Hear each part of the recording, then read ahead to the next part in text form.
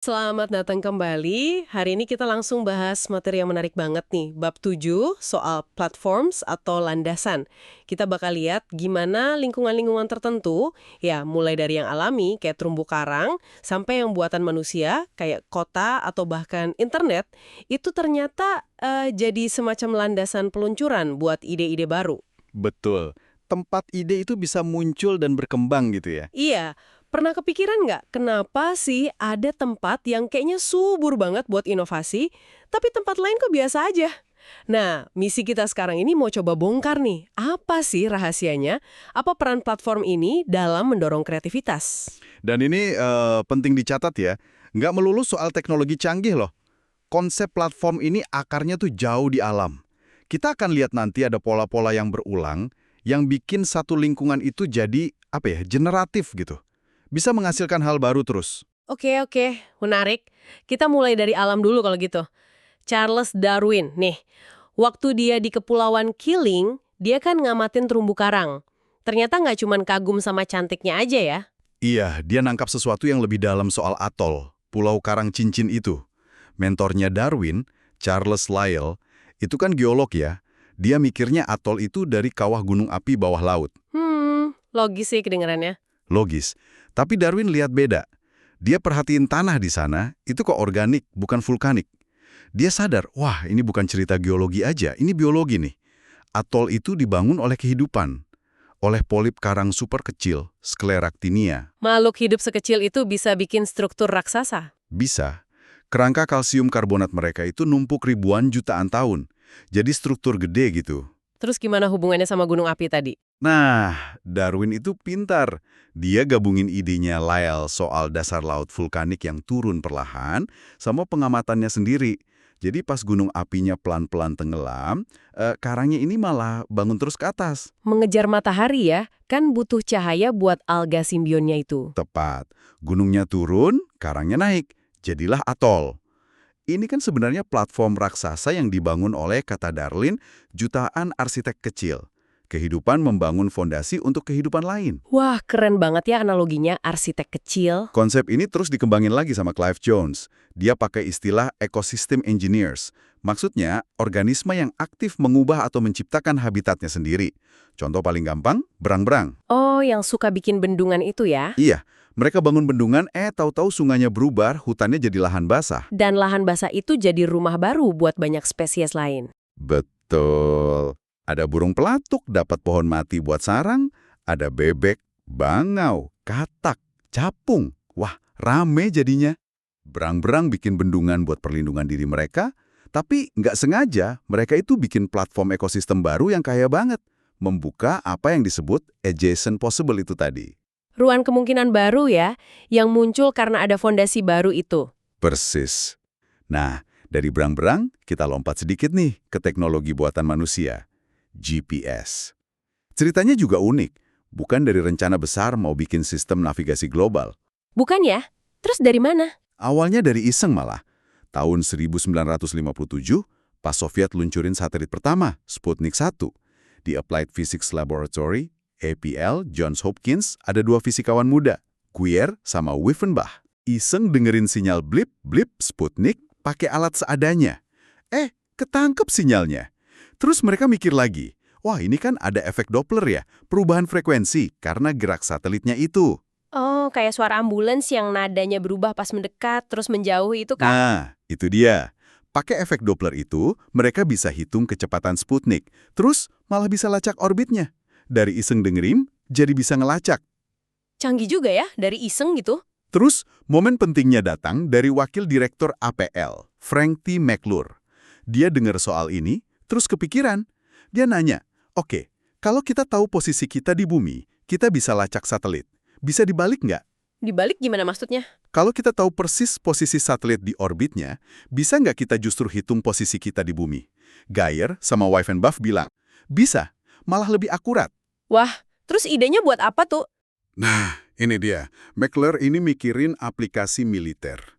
Waktu itu, Angkatan Laut AS pusing nentuin posisi kapal selam nuklir mereka, Polaris yang ngumpet di lautan luas. Jadi ide masalah terbalik ini ngelacak posisi di darat laut dari satelit yang diketahui orbitnya itu jadi dasar sistem GPS. Jadi GPS itu awalnya benar-benar buat militer ya? Terus kok bisa jadi kayak sekarang dipakai semua orang buat peta di HP, buat main game? Nah, ini pertanyaan penting soal keterbukaan platform. Awalnya memang akurasi buat sipil dibatasi. Ada namanya selective availability. Militer khawatir disalahgunakan. Tapi lama-lama, potensi ekonomi dan sosialnya kalau dibuka itu kelihatan gede banget. Akhirnya tahun 2000, pembatasan itu dimatikan sama pemerintah AS. Dan langsung meledak ya penggunaannya? Meledak. Aplikasi baru bermunculan yang dulu nggak kebayang sama sekali. Navigasi mobil, game Pokemon Go itu, pertanyaan presisi, nandain lokasi di foto, banyak banget. Ini contoh bagus dari emergent utility. Kegunaan platform yang muncul belakangan, seringkali dari pengguna, jauh melampaui tujuan awal pembuatnya. Manfaatnya dianggap lebih besar dari risikonya. Lingkungan APL sendiri waktu itu juga menarik ya, kayak tempat kumpul para ahli gitu. Fisikawan, insinyur, bisa ngobrol, tukar ide. Betul, mirip kayak platform ide juga ya. Dan ini nyambung ke konsep berikutnya. Platform itu sering nggak sendirian, mereka datang bertumpuk, stack platforms. Bertumpuk, maksudnya gimana tuh? Contoh paling jelas itu World Wide Web. Kenapa Tim Berners-Lee bisa bikin web relatif sendirian dan cepat? Karena dia nggak mulai dari nol. Dia membangun di atas platform yang udah ada dan terbuka, protokol internet, TCP/IP. Oh iya, cara komputer di seluruh dunia ngobrol itu udah ada ya? Udah ada. Dia tinggal nambahin lapisan baru di atasnya. HTML buat bikin halamannya, sama HTTP buat cara bagikan halamannya. Numpuk di atas yang udah ada. Kayak bikin bangunan lantai 1 udah jadi tinggal nambah lantai 2 gitu ya? Bisa dibilang gitu. Contoh lain YouTube. 3 pendirinya, Hurley, Chan, Karim, itu bikinnya cepet banget. Kenapa? Karena mereka numpuk 3 platform sekaligus. Web itu sendiri, terus Flash buat muter video, sama JavaScript buat masang video di halaman web lain. Wah, iya juga ya. Pantesan bisa cepet. Beda banget sama cerita bikin TV definisi tinggi HDV itu ya. Jauh beda. HDV butuh puluhan tahun. Banyak komite, banyak perusahaan raksasa. YouTube 3 orang, beberapa bulan jadi. Karena mereka manfaatin tumpukan platform yang ada. Konsep numpuk ini berlaku di mana lagi selain teknologi? Di sini juga ada loh. Coba pikirin genre musik atau sastra. Itu kan kayak platform juga. Misalnya novel Bildungsroman, cerita tentang pendewasaan tokoh. Penulis kayak Flaubert atau Joyce, mereka pakai struktur genre itu sebagai dasar. Sebelum akhirnya mereka belokkan atau malah rusak aturannya buat bikin gaya mereka sendiri ya? Tepat. Atau Bob Dylan, dia kan berangkat dari platform musik folk akustik. Baru kemudian dia bikin heboh dengan menyetrum musiknya pakai gitar listrik. Genre itu ngasih semacam aturan main, fondasi, yang bisa diikuti atau justru dilanggar untuk inovasi. Tapi bukannya genre itu bisa jadi membatasi juga ya? Terlalu kaku gitu? Bisa jadi, kalau cuma diikuti plek-ketiplek, ya jadi nggak kreatif. Tapi justru karena ada aturan dasar atau platform itulah, inovasi yang beda jadi kelihatan menonjol. Tanpa folk akustik, penyetruman Dylan mungkin nggak seheboh itu dampaknya. Bahkan musisi sekelas Miles Davis waktu bikin album Kind of Blue yang revolusioner. Album jazz legendaris itu ya? Ya, dia tetap bekerja di atas platform yang udah ada. Tangga nada Dorian, itu dari zaman Yunani kuno loh. Sama teknologi trompet yang dikembangin di abad ke-19. Dia nggak perlu nemuin ulang semua itu. Oke. Jadi platform itu bisa berupa teknologi, bisa juga konvensi atau aturan main ya? Nah, ngomongin inovasi dari pengguna, Twitter ini contoh bagus lagi kan ya? Banget. Twitter itu unik. Batas 140 karakternya kan warisan dari platform SMS yang udah ada sebelumnya. Tapi fitur-fitur khasnya, kayak simbol @ buat balas mention, terus hashtag buat nandain topik. Itu bukannya dari Twitternya langsung ya? Justru bukan. Itu muncul dari komunitas penggunanya. Simbol @ itu udah biasa dipakai di forum online lain. Hashtag itu diadopsi dari IRC, Internet Relay Chat. Pengguna bawa kebiasaan dari platform lain ke Twitter. Wah, baru tahu saya. Berarti Twitter memungut ide dari penggunanya ya? Bisa dibilang gitu. Bahkan fitur pencarian real-time yang kuat itu awalnya dikembangin sama startup lain, namanya Summaize, yang terus diakuisisi Twitter. Ini contoh bagus exception lagi. Exception itu menggunakan sesuatu untuk fungsi yang beda dari tujuan awalnya ya? Betul. Hashtag GAN di IRC buat nandain channel. Di Twitter, jadi buat ngelompokin percakapan topik. Nah, strategi Twitter yang lebih gila lagi, Apa tuh? mereka itu bangun API-nya dulu, baru bangun situs twitter.com di atas API itu. API itu Application Programming Interface. Semacam colokan biar aplikasi lain bisa nyambung ke Twitter kan ya? Ya, kayak bahasa standar biar program lain bisa ngobrol sama Twitter, ngambil data atau ngirim data.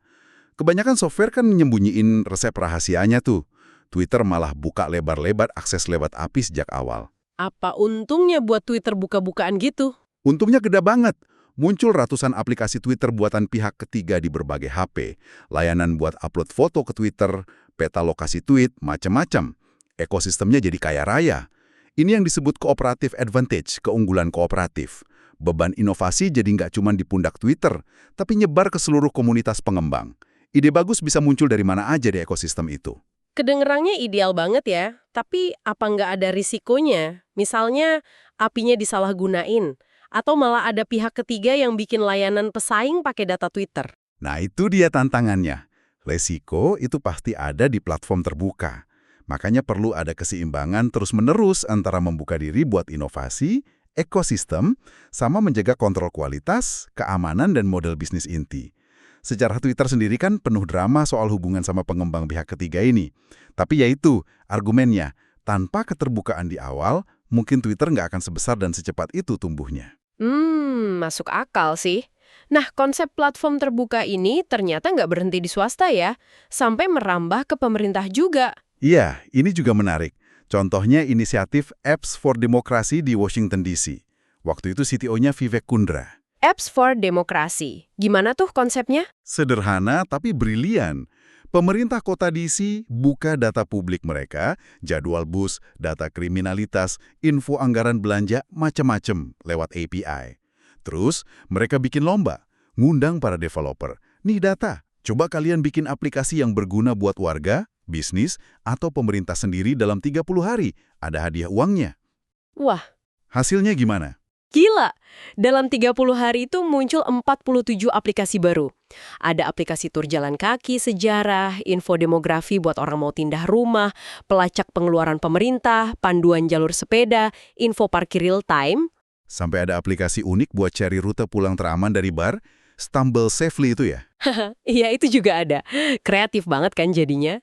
Dan yang penting, biaya buat pemerintah DC itu jauh lebih murah, cuman keluar uang hadiah sekitar $50.000.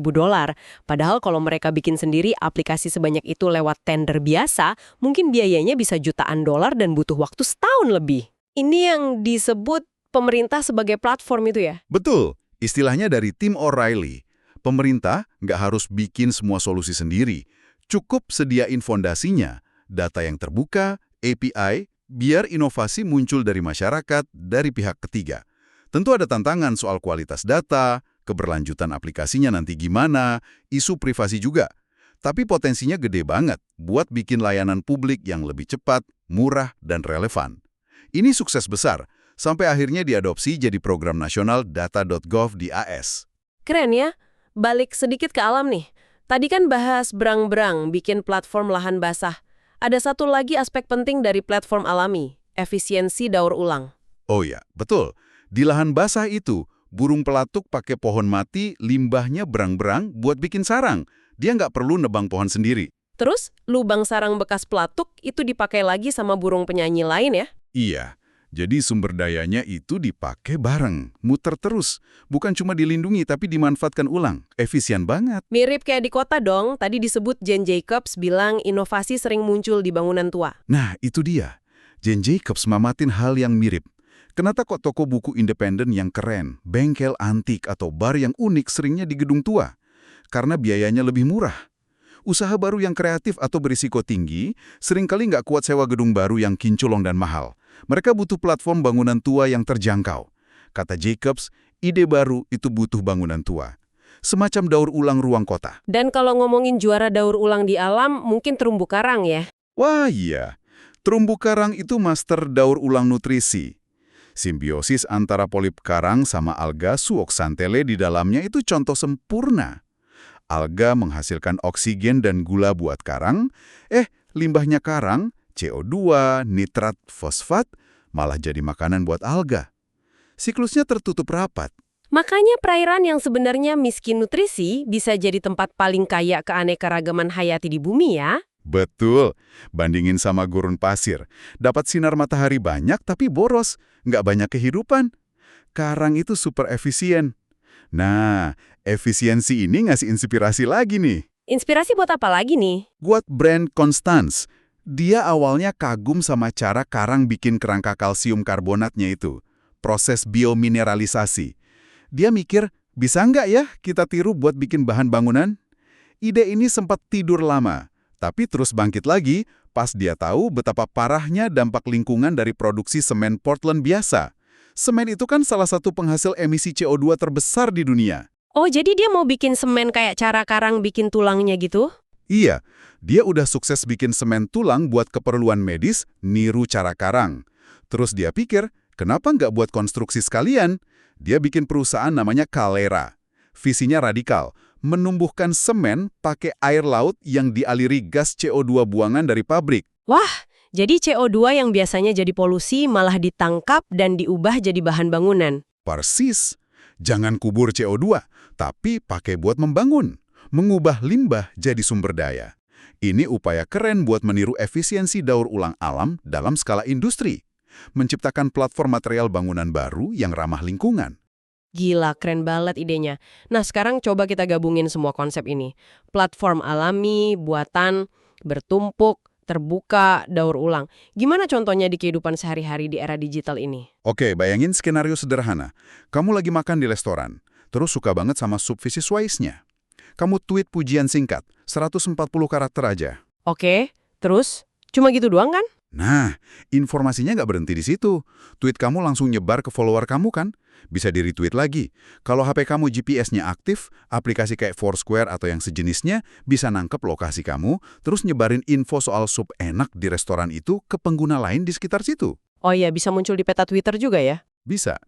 Terus, platform berita yang fokus ke area lokal, hiperlokal, kayak outside.in dulu, mungkin bisa narik data lokasi dan nama restorannya, nampilin di halaman diskusi lingkungan itu. Mesin pencari kayak Google atau Bing ngindeks tweet kamu. Pemilik restorannya mungkin lihat dan dapat feedback langsung. Bisnis lain di area itu bisa lihat ada keramaian apa di sekitar mereka. Wow, semua itu terjadi dari satu tweet pendek 140 karakter dalam hitungan menit ya? Iya, informasi yang sama didaur ulang, diolah lagi, di-remix, dimanfaatkan oleh berbagai spesies dalam ekosistem digital. Masing-masing ngambil bagian yang relevan buat mereka. Dan ini semua bisa terjadi karena ada tumpukan platform tadi ya? Tepat sekali. Ada API Twitter, ada SMS, asal-muasal 140 karakter, ada GPS di HP, mungkin ada RSS feed, ada API Google Maps buat nampilin peta, ada protokol HTTP, ada TCP/IP di bawahnya lagi. Semuanya kerja bareng. Dan hebatnya, seringkali tanpa perlu izin khusus atau bayar lisensi untuk tiap interaksi kecil antar platform itu. Itulah kekuatan platform terbuka yang bertumpuk. Jadi, keindahan platform bertumpuk itu justru terletak pada pengetahuan yang nggak perlu kita miliki ya. Kita nggak perlu tahu cara kerja satelit GPS buat ngasih tahu teman soal sup enak. Kayak burung penyanyi tadi nggak perlu tahu cara melubangi pohon. Persis. Platform itu menyediakan fondasi, infrastruktur dasarnya, sehingga kita bisa bebas berkreasi, berinteraksi, atau sekedar berbagi informasi di lapisan atasnya. Oke, jadi kalau kita tarik kesimpulan nih, jelas banget ya, platform entah itu terumbu karang, kota, GPS, web, bahkan genre seni, itu adalah mesin pendorong inovasi yang luar biasa. Betul. Mereka menciptakan sebuah lingkungan, sebuah ekosistem, di mana koneksi antar ide, pencampuran atau remixing, daur ulang sumber daya, dan kemunculan fungsi-fungsi baru yang tak terduga, acceptation dan emergent utility, bisa berkembang pesat. Dan kuncinya tampaknya ada di keterbukaan dan sifatnya yang berlapis-lapis atau bertumpuk itu ya. Ini yang menurunkan hambatan buat ide baru muncul dan menyebar. Iya, memungkinkan terjadinya kreativitas kolektif yang hasilnya seringkali jauh melampaui bayangan si pembuat platform awal. Ini beda banget sama sistem yang tertutup, yang cenderung membatasi aliran ide dan inovasi. Kita kan sering banget dengar ya narasi kalau persaingan itu adalah mesin utama kemajuan, inovasi. Tapi dari contoh-contoh ini, Mungkin kekuatan yang sama besarnya, atau malah lebih besar lagi, justru terletak pada keterhubungan ya. Pada kemampuan kita membangun ekosistem yang saling mendukung, saling menguntungkan, dan generatif. Mirip kayak metafora tangled bank-nya Darwin itu. Pepian sungai yang kelihatannya acak-acakan, kusut, tapi justru penuh dengan kehidupan yang saling terkait dan bergantung satu sama lain. menarik banget. Ini jadi membawa kita ke pertanyaan penutup nih buat Anda yang mendengarkan. Coba deh direnungkan. Sadar atau nggak sadar, platform apa aja sih yang sebenarnya menopang aktivitas Anda sehari-hari? Di pekerjaan mungkin, di komunitas, hobi, atau bahkan dalam rutinitas pribadi Anda. Dan kalau melihat potensi platform-platform itu, kira-kira adakah kemungkinan baru, ide baru, atau mungkin koneksi baru yang bisa Anda bangun di atasnya? Potensi apa yang belum tergali?